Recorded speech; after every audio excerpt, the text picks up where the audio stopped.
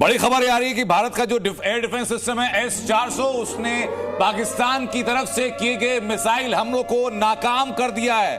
S-400 Sudarshan चक्र air defence missile system जिसको कि कल रात जिसको एक्टिवेट भी कर दिया गया था और पाकिस्तान की तरफ से जो मिसाइल हमले भारत की तरफ करने की कोशिश की गई, S-400 सुदर्शन चक्र एयर डिफेंस मिसाइल सिस्टम जो कि भारत का सिस्टम है उसने सभी हमलों को नाकाम किया। सर अपनी बात आप पूरी कीजिए।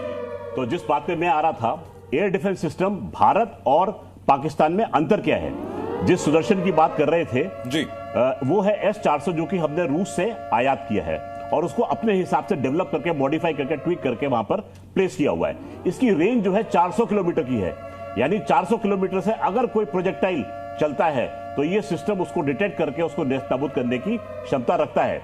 हमारा सिस्टम जो है वो मल्टी लेयर्ड सिस्टम है। इसके ये 400 किलोमीटर की रेंज है, इसके साथ हमारे लगे हुए हैं आकाश SD, आकाश के साथ में बराक 8 लगा हुआ है, यानी 70 से लेकर 100 किलोमीटर तक की रेंज इन दो सिस्टम्स की है।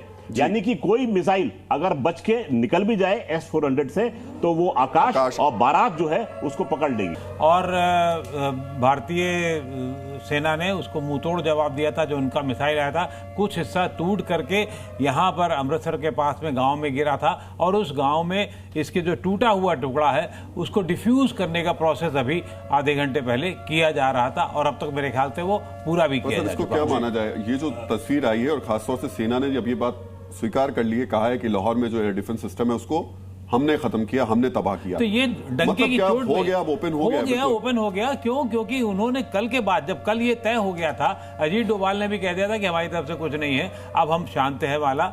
और ये बात क्योंकि खास तौर से पाकिस्तान के रक्षा मंत्री बार बार कह रहे थे नहीं अब तो छोड़ दीजिए, अब मान जाइए वगैरह ये बात हो रही थी। अब अगर आप तब ऐसी मैं लौटूं आपके पास, इसी बीच ब्रेकिंग न्यूज आ रही है, भारत के 15 शहरों पर यह हमले की कोशिश की गई थी।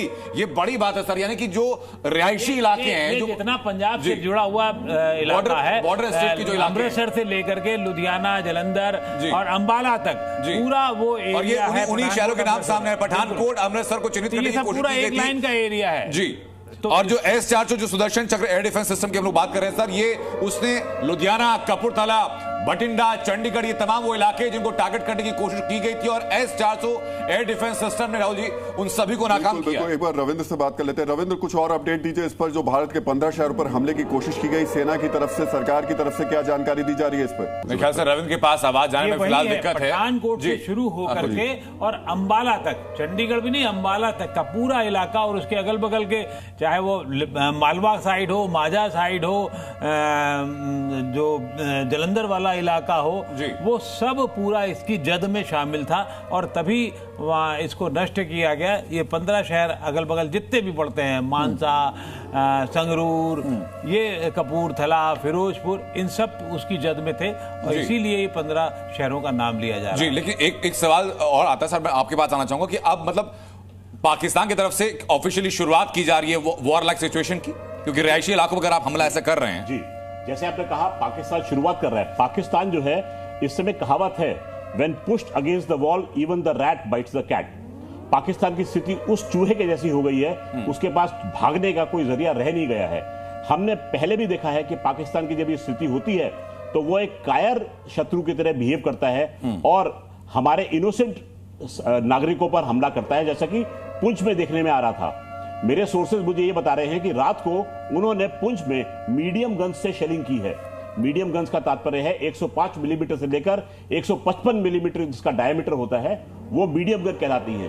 यानी कि उसने वॉर को एस्केलेट करने की कोशिश की है। रविंद्र के पास एक बार चल लेते हैं, ग्राउंड पर मौजूद है। रविंद्र, सरकार की तरफ से क्या कहा जा रहा है? कल 15 शहरों पर नाकाम कोशिश की थी पाकिस्तान ने हमले करने की। बिल्कुल, कई पूछ हो या फिर आसपास के कई शहरों में, कस्बों में पाकिस्तान ने अनप्रोवोकेटेड जो मोटार से जो अटैक किया था, उसमें 16 सिविलियन मरे हैं, जिसमें 5 बच्चे भी हैं। लेकिन राहुल जी, एक और बड़ी बात है जो सरकार की तरफ से ऑफिशियली बताया गया है कि हमने लाहौर के एयर डिफेंस सिस्टम को पूरी तरह से नेस्तनाबूद कर दिया है, बर्बाद कर दिया है, तबाह कर दिया है। यानी हमारे जहाज एयर अटैक करने जाते हैं तो लाहौर पाकिस्तान के पास जो फ्रंट में जो एयर डिफेंस सिस्टम था वो उसको डिटेक्ट नहीं कर सकता, वो उसको न्यूट्रलाइज नहीं कर सकता, वो उसको अटैक नहीं कर सकता। यानी ये पूरा जो क्षेत्र है लाहौर, हालांकि आप जानते हैं अमृतसर से लाहौर की बहुत दूरी बहुत ही कम है।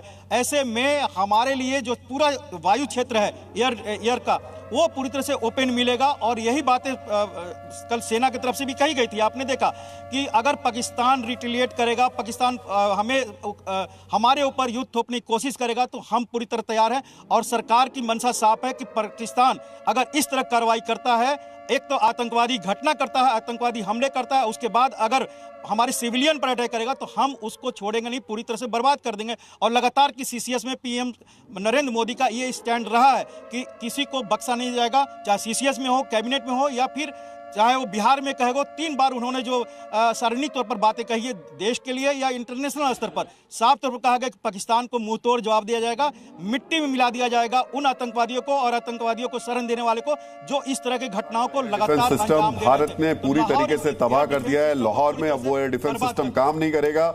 एक तो पहले से ही एलओसी नहीं थी, अब दूसरा ऊपर से एयर डिफेंस सिस्टम भी नहीं बचा है। अब क्या थोड़े दिनों में ये भी तय नहीं हो पाएगा कि ये भारत है, ये पाकिस्तान है, ये भारत का हिस्सा है। ये भारत के लिए बहुत बड़ा मौका तो क्या कहूंगा, लेकिन भारत के लिए आकाश खुल गया है। क्यों? क्योंकि वो अखंड भारत का जो सपना है, मुझे लग रहा है सपना हम साकार करें नहीं करें, लेकिन पुराने बदलों को, पुराने जो खामोशी हमारी थी वो अब सामने आ रही होगी कि खामोशी कितनी खतरनाक हमारी हो सकती है, ये पूरी दुनिया देखेगी। आदमपुर के इलाका जो बताया जा रहा है बिल्कुल जालंधर से बिल्कुल लगा हुआ है वो।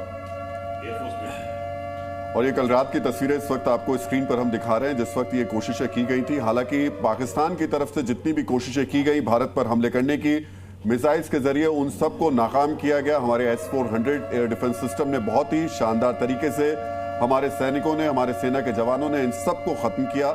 लेकिन पाकिस्तान ना तो परसों अपने आप को बचा पाया और ना सुबह से अपने आप को बचा पा रहा है। उसके लिए सबसे ज्यादा शर्मिंदगी भरी खबर यह है और सबसे ज्यादा डरने वाली बात यह है कि उसका एयर डिफेंस सिस्टम ही तबाह हो चुका है। अब अगर किसी देश का एयर डिफेंस सिस्टम तबाह हो जाए, उस देश का क्या होगा? राहुल जी, आपके दर्शकों की जानकारी के लिए बहुत सिंपल शब्दों में यह कहूं कि जिस प्रकार शरीर होता है उसको आप एक देश मान लें, और उस शरीर के ऊपर जो हम कपड़ा पहनते हैं वो उसका एयर डिफेंस सिस्टम है। आप मान के चलिए जिस प्रकार से कपड़ा शरीर से उठ जाए तो शरीर क्या होगा, वो सबके लिए खुला रह जाएगा। इसी प्रकार से पाकिस्तान देश जो है इस समय हमारी वायुसेना या हमारे ड्रोन्स या हमारे किसी भी प्रक्षेपास्त्र या फिर हमारे एयरक्राफ्ट के लिए खुल चुका है। एक ये बड़ी बात खबर आ रही है जो पता यहाँ इस पे देख रहा था मैं भी, कि अब पाकिस्तान ने विदेशी राजनयिकों से मिलने जुलने और बात होते उनसे गुहार लगाना शुरू कर दिए कि भाई अब जरा आप भारत को समझाइए। नहीं, वो समझाने आए थे ना ईरान के विदेश मंत्री, वो तो खैर ईरान के मंत्री आए थे, उनको हमारे विदेश मंत्री ने बहुत सीधे सीधे समझा दिया और कह दिया कि आपको जो कह रहे थे ना मध्यस्थता करेंगे, उन्होंने कहा कि छोड़ेंगे नहीं, बहुत स्पष्ट तौर पर बोला है।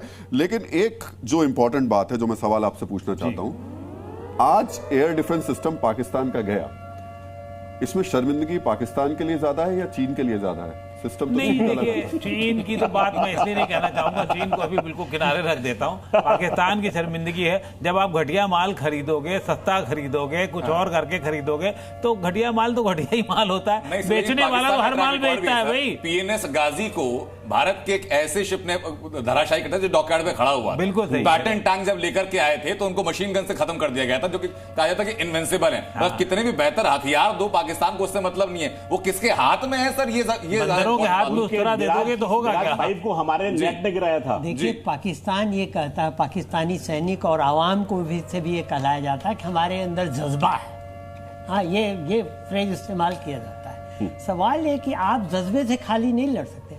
आपके पास तोप हो और आप उसको चलाना न जानते हो, डर के चला रहे हो, सर जज्बा भी तो नहीं दिख रहा। इसका मतलब जज्बा तो है ही नहीं है।